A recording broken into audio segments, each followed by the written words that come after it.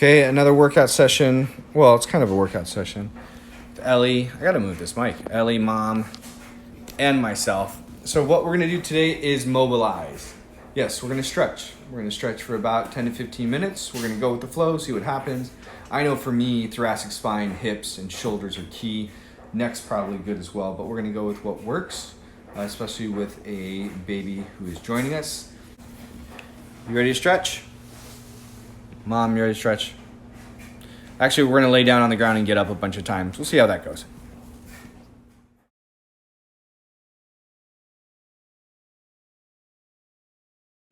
Okay, so controlled 90s. We should call this stretching on wood. I know, that's why we should call it stretching on wood. Why is that funny? Stretching on laminate.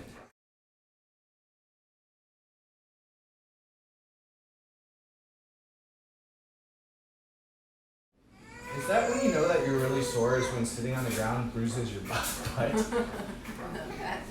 That's when you need one of those donut pads. Come here, hold me.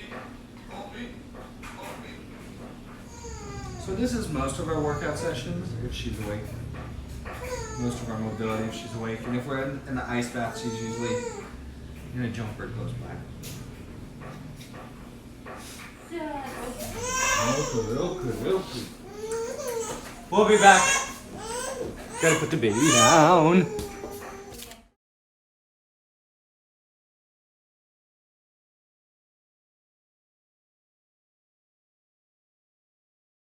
What's up? You tune your hip bone? Uh-huh.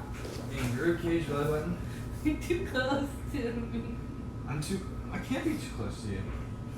Okay, so you're gonna breathe into the ball. Hold, 2, 3, relax. Don't look at me. Exhale. Did you already switch your... Yeah, I just switched. You didn't tell me to switch. The beginning of this video is... Just Why do I need to tell you to Are you switch? breathing? What? Oh no.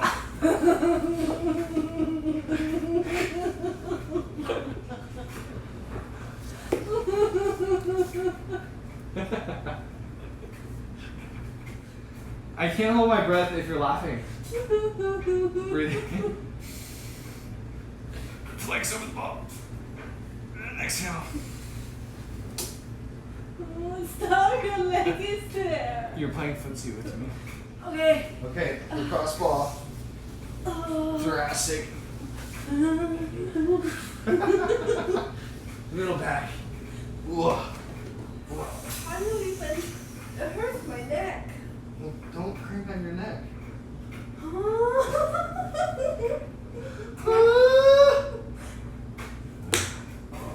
I think we're done. This isn't working out for me. Mobility, right? I just had a session with Mike K. Maybe he watches these videos. I'm not quite sure. One of my clients that we work mobility. That's actually why he reached out to me. And what we noticed is as we get a little bit more experience in life, a little bit older in life, we gravitate towards our strengths, right? Both in business and in life and in exercise, and we kind of shy away from our weaknesses. Because for the most part that makes us successful. But as far as your body, upkeep, longevity, we need to be working on all fronts, right? Nutrition, sleep, recovery, mobility, exercise. And so what we notice is the performance in the gym goes down significantly when we're not sleeping well, when we're not eating well, and we're not mobilizing well, right? You guys have heard of it. If you don't use it, you lose it. Well, that's very true with your range of motion, right? So mobility, as far as my programming, is incorporated in every workout. And some days it's more important than the actual workout. At home, in my own personal practice, we stretch 2 to 3 days a week, and we work out 2 to 3 days a week. And the reason being is, our lifestyle right now with a baby, you can't allocate an hour and a half to do a gym session, so we can't do mobility, flexibility, and workout, so we pick and choose. And so given that, it's super important to us because when we do work out, we get the most benefit because we are flexible, right? Because we are able to touch the ground. All that means is we are mitigating the opportunities for injuries, right? We are less injury prone because we are flexible. And that really helps out, right? We are creeping on the 40s and 50s. And so with that being said, mobility, in my opinion, is just as important as strength and exercising, right? And if you don't make it a priority, you will hit a ceiling due to your lack of flexibility. And that usually shows up with an injury, unfortunately. And so stretch. You can do your yoga, you can do your ROMWADs, whatever version of mobility you're doing, do.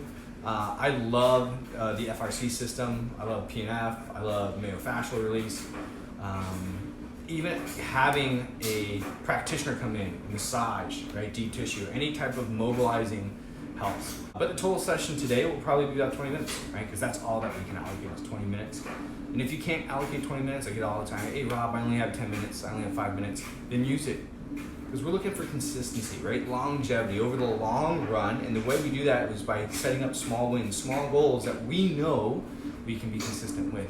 So I'd rather take 5 minutes a day, right? 7 days a week than 1 day, 20-minute session. And the reason being is a 20-minute session one day might feel good that day, a couple hours afterwards, but you will go back to your default, right? As far as sitting for many hours, lack of stretching. And so it doesn't help you as much as 5 minutes a day. That consistent practice every day will actually have a compounding effect, because what happens is not only do you become a little bit more flexible, mentally, schedule-wise, you start to have and allocate time for you. And that's going to expand over time because you start feeling better. And our body will naturally gravitate to things that keep us feeling great. So you do it more often. So 5 minutes turns into 10 minutes, 10 minutes turns into 20 minutes. And that's how we get that longevity effect, is the daily practice. So whatever you're doing right now, be it mobility, exercise, nutrition, lifestyle changes, exposure training, anything to help with longevity, right? We're using that as our proxy, as our measuring stick. Make sure it's doable and that you're consistent, right? I'm just as guilty as this, trying out the next coolest thing. I do it, A, to see if it's feasible for me to incorporate in my own programming, in my own life. And second, I'm also kind of curious, and I think we all are. But at the end of the day, if I can't implement it and be consistent with it, it ends up being a waste of time, a waste of money. And more than anything, the self-talk starts to happen, right? The frustration starts to happen. Oh, this is another program that didn't work for me. Maybe I should stop altogether.